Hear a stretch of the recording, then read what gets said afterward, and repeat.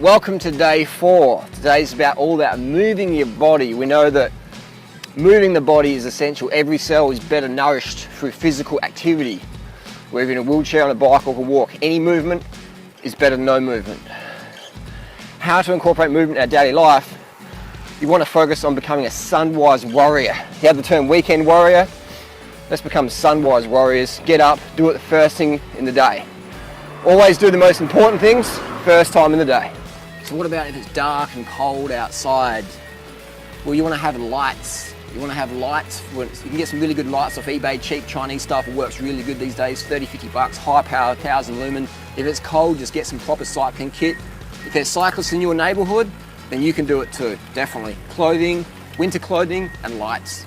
Should I eat or drink first when you wake up to be a sunwise warrior? Like I always say, have a cup of water, a piece of fruit, hit the door, get out there. Always have a cup of water and a piece of fruit in your stomach, and then go. Go to yoga, go to run, go to bike ride, whatever. Have something first, a cup of water, piece of fruit, done. So if you become a sunrise warrior and get up at like 5 a.m., 6 a.m., 4:30 a.m., whatever, you're gonna be tired the rest of the day, maybe the first few days, but your body will quickly adjust. Your rhythms will start to get in the habit of that, and you will just start to unwind at night time a lot easier, and you get up a lot earlier. So maybe the first week's the hardest one, but just push through it, become a sunwise warrior.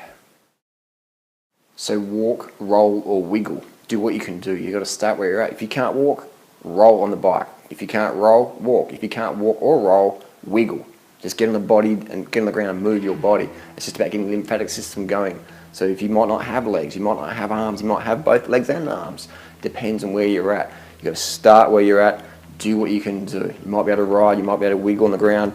You might be able to walk. You might be able to run. Whatever you can do, start doing that and start where you're at.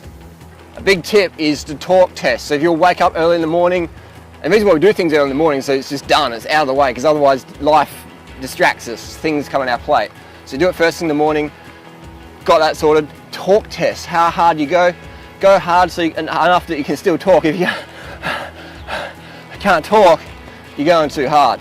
You don't need to do intensity. You don't need to do intensity to start with. After a few years or a year or something, you can throw a bit in, but at the start, don't push yourself that hard. Just get out there and talk, be consistent in daily, weekly activities. Talk test. If you can talk, you're going at the right pace. Powerful tip is only add 10% of your volume each week. What does that mean? If you do a mile of walking this week, do 1.1 miles next week. If you do 100 miles on your bike, you do 110 miles next week. Increment gradually lets the body absorb the training if you do it long term. Look at over a year. Your volume increase will be huge, but just add 10% a week, and that is a lot. Might not seem much at the start, but it will be long term. Do it. Train through pain. What should you do? Never take painkillers to train through an injury. If you have a sore knee, a sore hip, something like that, stop, work out what the problem is. If you're a runner, cross-train with cycling. If you're a cyclist, got a niggle, do some more stretching. Never take painkillers to train for an injury, ever. So welcome to fat burning clothing. Did you know some clothing can make you fat and some can make you fit? What does that mean? Some clothing makes your posture like that, like a handbag, or you get stress fractions from wearing heels. So you always want to have clothing that supports your fitness goals, and then that will support your fat burning goals. Focus on fitness clothing versus pure fashion clothing. What is the best clothing to wear? Just light shorts, a light top, a light singlet. The lighter, the better. The more you can move your body, the fitter you're gonna be. You wanna have clothing that helps you. Lightweight clothing. So fat burning clothing, some people say it's expensive to buy sports clothing. Well, you can come to the thrift store, you do the thrift store shopping, get some bargains, it's gonna last you. You can have a new outfit every week almost. And then when you don't want it, go back to the thrift store, give it back, and then swap it out for something else. Easy done. A common question that gets, Harley, but I'm not fit enough to wear fitness clothing. Well, you're never gonna get fit with an attitude like that. You got to wear the fitness uniform, sports clothing that allows freedom of body movement. You'll never, ever, ever reach your fitness, weight loss, aesthetic health goals if you're always wearing fashion clothing. Make your fitness clothing your fashion clothing, all right? You're fit enough, it doesn't matter. It's all about wearing the right stuff. Wear the fitness uniform. If you want to get fitter, go wear the right clothing, period. So today's mission is footwear. We want to get rid of footwear that hinders your performance.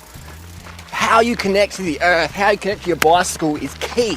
You only want to own or wear footwear that lets you feel fast and fit. So get rid of all your fashion footwear and change it over to functional footwear if you want to be a fitter person.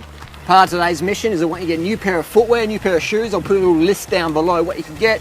You might be able to find a pair of lightly used ones on eBay if you're on a budget, but definitely pick from this list down below. These are fantastic shoes. They'll serve you well for many years. So you want to have running specific socks. What does that mean? Socks that don't cause extra blisters. So you don't want to have like a really rough sock. Go to a running store and say, what running socks do you recommend? And get them. They're going to last you quite a long time. My running socks last me about 3 to 4 years just for one pair. And I rotate a few, but running socks definitely make a difference. When you're buying your shoes, you're always going to go a little bit bigger than too small, because your feet can expand, especially as you get fitter, your feet can grow, get stronger. So you're going to have shoes that are a little bit bigger than too small. And that way it allows for better foot movement, better blood flow. That's the end of day 4. Tomorrow, attacking your goals, day 5. We'll see you then.